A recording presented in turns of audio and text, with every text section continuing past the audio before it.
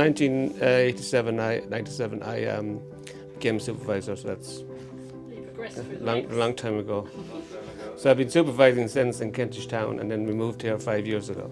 And you've been with Murphy for a long time. Why is that?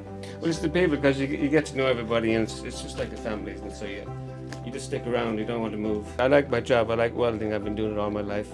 I started as a teenager welding in Ireland, so I progressed from there. So it's nice here. You got good equipment and meet lots of nice, interesting people as well.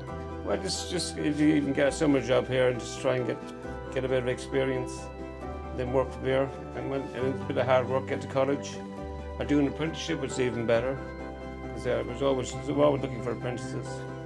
And it's quite, because you can work on the job, get paid, and learn at the same time. So it keeps the young people more interested as well, I think. Yeah, one word that comes to mind to describe it, Murphy. Good fun here.